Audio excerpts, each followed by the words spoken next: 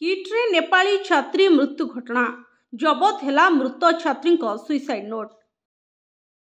नेपाली भाषा रे लेखा होइछि सुइसाइड नोट जो थरे पुरुष बंधु केमिति निर्यातना देउथला से सबु घटना उक्त सुइसाइड नोट रे लेखा अछि।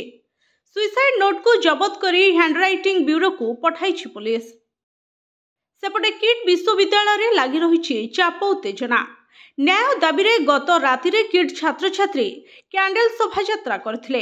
एबे किट मुख्य फाटक सामना रे पुलिस छाउनी 4 प्लाटून पुलिस फोर्स मुतयन अछंते।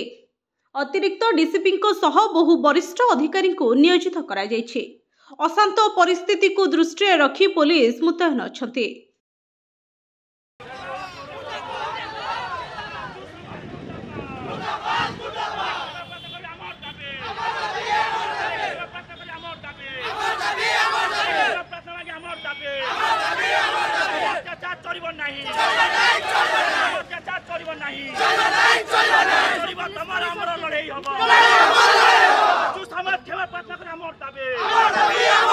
नेपाल राष्ट्रपति क्षमा प्रार्थना के अमर दाबी तम अत्याचार चलिब नाही।